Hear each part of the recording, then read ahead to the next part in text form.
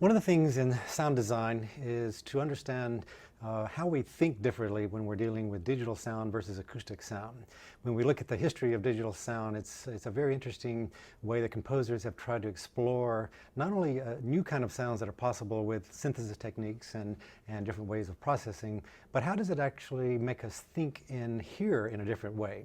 So what I want to explore today is a little bit of some of the principles of creative design that have emerged out of certain communities where people have used electronic and digital means to explore a whole different concept about how sound should be organized and what the purpose of that is. I think when we look at various cultures, you start to understand that sound and processing of sound in music has very different kind of uses, different functions. So we also find that in the way that digital or the computer as such has opened up new possibilities for that. So today's lecture is looking at a number of issues that make us think a little bit differently in the way sound is utilized. This is called soundscape composition, acoustic ecology, timbre, and ecological listening. So when we think back, what are the bases for this? I want to bring up just a few important people that I'll be referring to in this lecture. One is Eric Clark, who is a British musicologist and a theorist. He really has developed a theory, what is maybe called ecological listening, or the ecological approach to the perception of music meaning. So I want to go over a little bit of what he means by that in this lecture. Also an important thinker is an American composer, Barry Schrader, who is at the California Institute of the Arts. He's developed some interesting ideas about how linear transformations of sound work and his thinking of his own compositions. Another important one is R. Murray Schafer, a Canadian composer who really is the one who developed this notion of soundscape composition, which we'll be looking at in this. Also part of the Canadian following of that is Barry Truax, who further developed this idea into what is referred to maybe as acoustical ecology. Another important composer for me is Joji Uwasa, a Japanese composer who was in San Diego for many years. He's now retired. But he has some interesting quotes that I want us to think about, which is really understanding the cultural differences of how we think in a compositional system, which is determined by our cultural background. And part of that is maybe we'll explore some of the differences of Japanese aesthetics in art and understand sort of how, if we enter a new system of thinking, what that does to our understanding for how we put sound together. So first, the concept I want to talk about is transportable sound.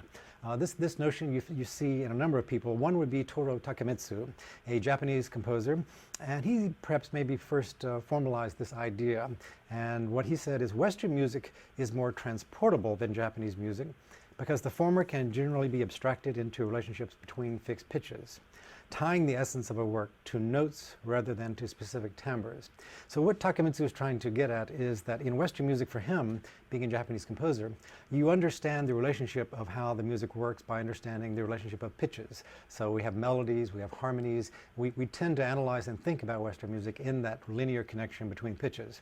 But for him, it can be more timbre-based in his concept of sound, so that it has a little bit less specific transportable, because the timbre is very specific in his mind to what he's hearing and coming from his own culture.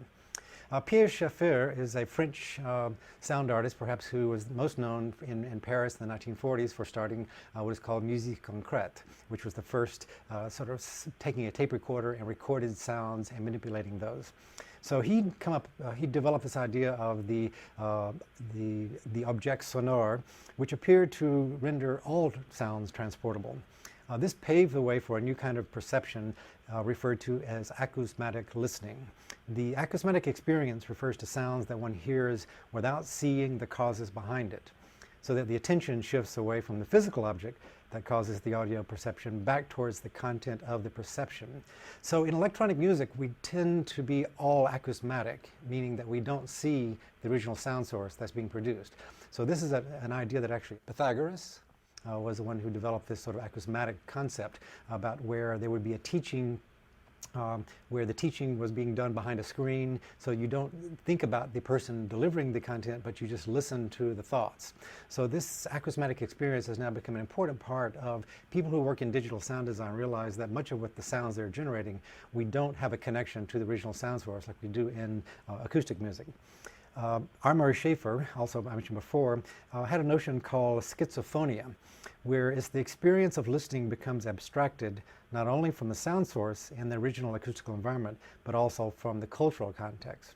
So just as we talk about music being grounded in culture, electronic music or digital sound design, according to Schafer, we pull the music away from its original acoustical environment, but also pull it away from its cultural context as well.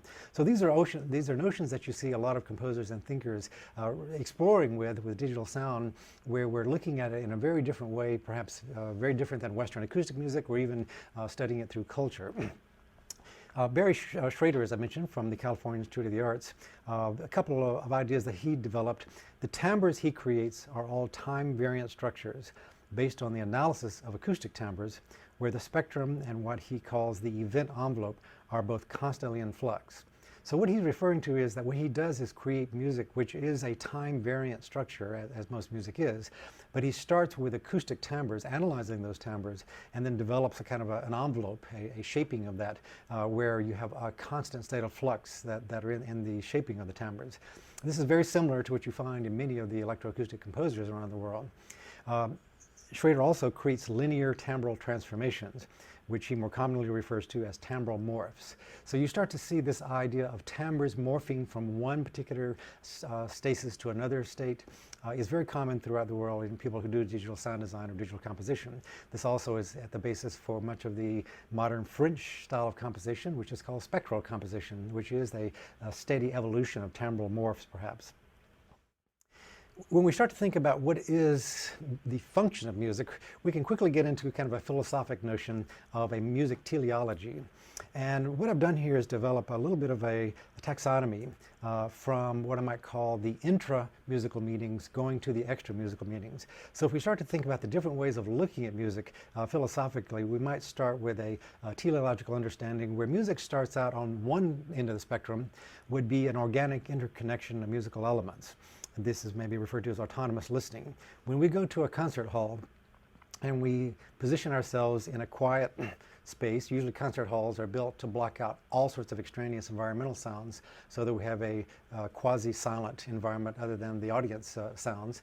And then we sit and listen to music being performed in that direct relationship. We are in a kind of an organic interconnection between the perception and the sound, blocking out all other sound coming into our environment. This autonomous listening space is somewhat unique to the evolution of Western music, is where it emerged. And so this idea of us sitting in a contemplative, quiet space is one end of the spectrum where we focus and listen to the music in a certain relationship to, in most cases, the acoustical, physical sound is being made on stage, and then we both watch and listen to that sound and experience it in that space. The idea of this maybe is talked about in the German philosopher Immanuel Kant in his third critique, the Critique of Judgment, where he talks about in the opening sections of that what is called disinterested contemplation, where the highest sublime experience, perhaps, that we can experience aesthetically is where we are in this autonomous listening posture, and where we allow ourselves to not be interested in the sounds, but allow these sounds and the structures embedded in the sounds to wash over us, and we create this really heightened kind of aesthetic experience. We also see Edward Hanslick, also in the 19th century, really fleshing this out a little bit more, was what is the beautiful in music, and how do we understand this aesthetic idea of what is happening in that autonomous listening is, in many cases, the experience of beauty through aesthetically. We can also then maybe move from that particular idea of how sound can be understood or music can be understood into what would be the expression of emotion or the experience of emotion. I separate expression and experience of emotion because sometimes they are different things. When a composer is expressing emotion in his or her music, we find different ways that it may be represented where there's emotional content. But that doesn't necessarily mean that the audience is experiencing that same emotion. There may be something quite different. So emotion is something where the expression and the experience sometimes are similar, but other times they're quite different.